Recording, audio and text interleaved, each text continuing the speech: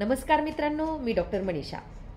मुलांना लावायच्या महत्त्वाच्या सवयी याच्यात आज आपण बघूया की सकारात्मक आणि नकारात्मक लोक ओळखण्याची सवय। जगात दोन प्रकारच्या प्रवृत्ती असतात। खरं तर कुठलेच लोक सकारात्मक किंवा नकारात्मक नसतात, त्यांच्या सवयी किंवा प्रवृत्ती वाईट असतात आणि या प्रवृत्ती ओळखण्याची सवय मुलांना लहानपणीच लागायला हवी। बऱ्याचदा या सवयी किंवा प्रवृत्ती न ओळखता आल्यामुळे मुलांना चुकीची संगत लागते। त्या संगतीचा परिणाम होऊनच मुलांच्या आयुष्यामध्ये अडथळे येतात। तर सकारात्मक लोक मुलांच्या आयुष्यात आले, सकारात्मकतेची ओळख लहानपणीच त्यांना जर झाली तर त्यांच्या आयुष्यामध्ये अनेक संधी, अनेक संस्कार सहजगत्या निर्माण होतील। मग ही सवय मुलांना काय देऊन जाईल? तर या जगामध्ये सकारात्मक आणि नकारात्मक काय हे मुलांना समजेल आणि ते कसं पाहायचं हे पण समजेल। सकारात्मक मित्र, सकारात्मक लोक कसे जोडायचे हे पण त्यांना चांगल्या पद्धतीने कळायला लागेल। नकारात्मक आणि सकारात्मक देहबोली असते, ती कशी ओळखायची हे मुलांना लहानपणीच समजलं तर पुढेही त्यांना आयुष्यभर याचा फायदा होत राहील। त्यांचे एक ठोकताळे तयार होतील आणि स्वतःमध्ये सकारात्मकता आणणं का गरजेचं आहे हे मुलांना सहजतेने समजून सांगता येईल। मग ही सवय कशी लावाल? तर गोष्टींच्या माध्यमातून मुलांना सकारात्मकता आणि नकारात्मकता काय हे समजून सांगा।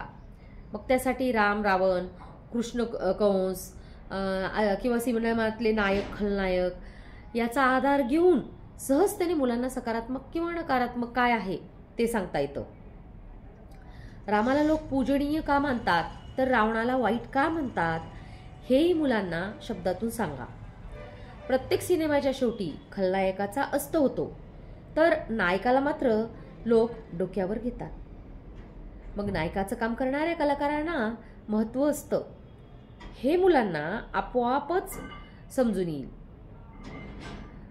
तसेच चांगले शब्द काय, वाईट शब्द काय, चांगल्या शब्दाचा अर्थ काय, आशीर्वादामध्ये काय शक्ती असते, प्रार्थनेत काय शक्ती असते या गोष्टी देखील मुलांना सांगा।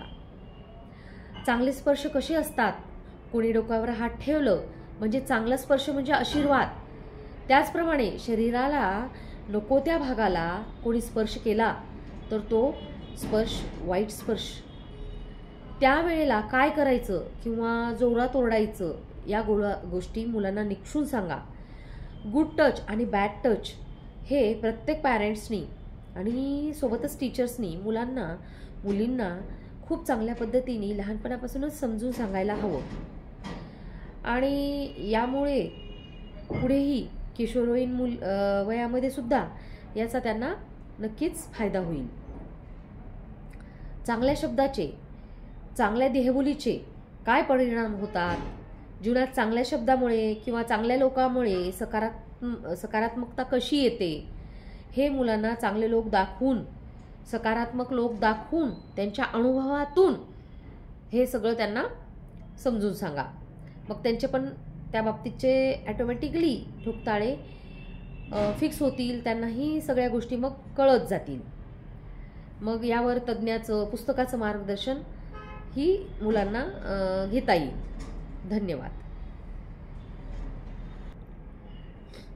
आणखीन एक सवय बघू आपण, अवांतर वाचनाची सवय। टीव्ही मोबाईल पासून मुलं सध्या तर दूर होत नाहीत।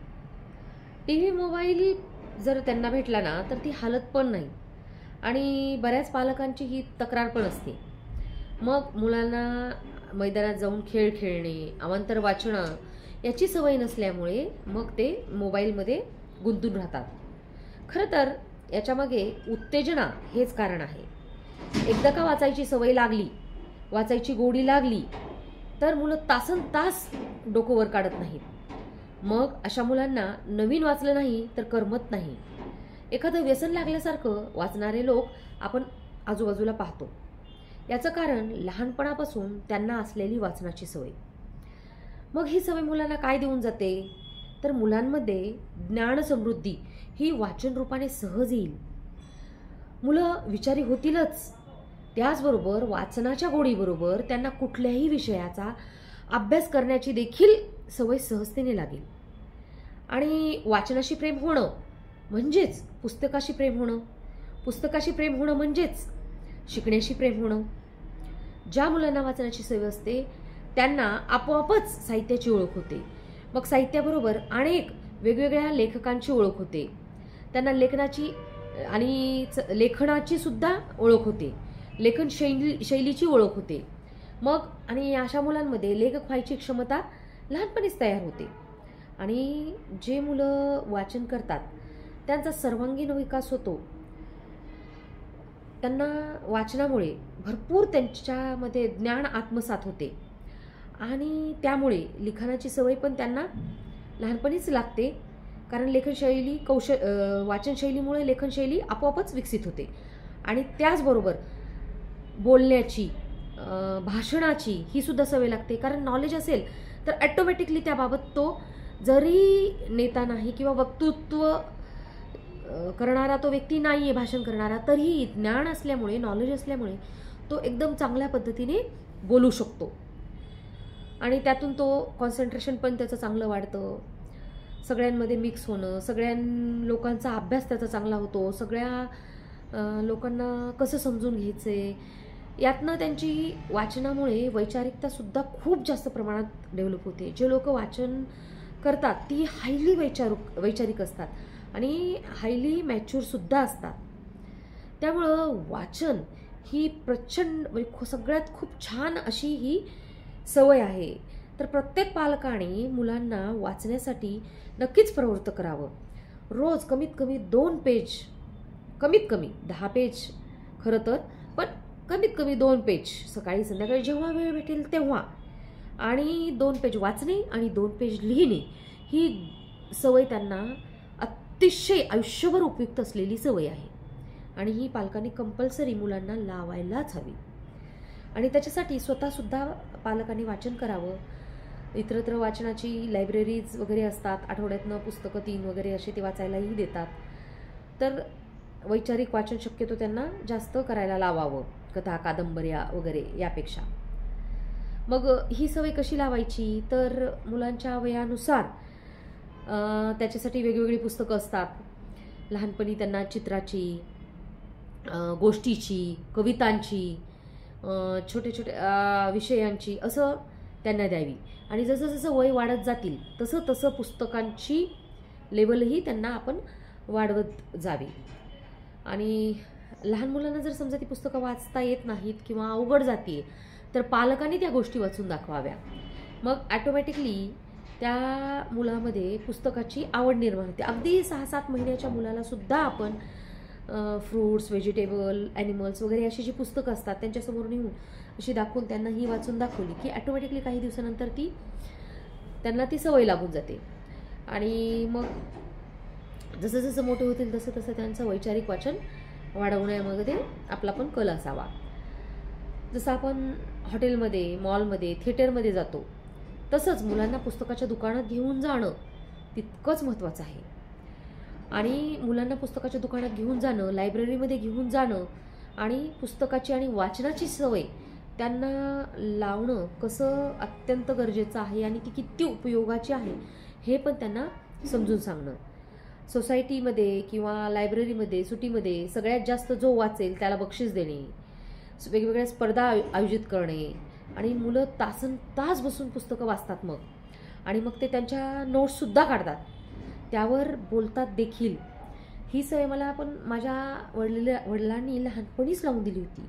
अगदी मी लहान होते बालवाडीत वगैरे तेव्हा मला तर वाचायला येत नव्हतं.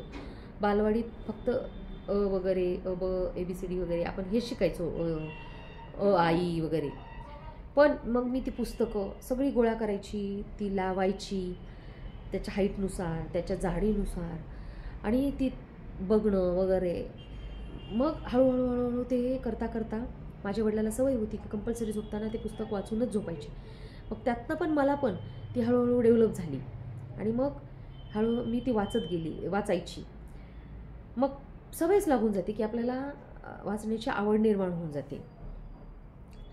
आणि तुमच्या मुलाला कुठलंही अवांतर पुस्तक वाचलं तर त्या लेखकाला अवश्य ते पत्र लिहायला सांगा.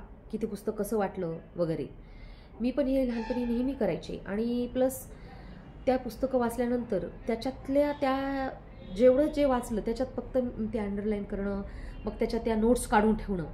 मग ते काढलेलं आपण नोट्स वगैरे आपल्याला कुठं भाषणामध्ये किंवा अभ्यासामध्ये जेव्हा निबंध लिहायचा असतो, पत्र लिहायचं असतं किंवा बऱ्याच ठिकाणी आपल्याला ह्या गोष्टी यूज होतात. कोणाला आपण समजून सांगत असतो तेव्हासुद्धा आपण ती वाक्य वापरली जातात महत्त्वाची, मोठी मोठी, वपूची, पुलंची. जीवनामध्ये पण ही वाक्य आपल्याला प्रेरणा म्हणून वापरता येतात किंवा यूज होतात. आणि मग जेव्हा बहुतांश वेळा हे लेखकाची जेव्हा आपल्याला उत्तरं येतात ना, खूप जास्त आनंद होतो. आणि आता तर आपण ती मेल करू शकतो आणि लगेच त्याचं उत्तर पण येतो. आणि मुलांना मग त्यामुळं त्यांच्या उत्साह आणि एनर्जी पण खूप जास्त वाढते. धन्यवाद.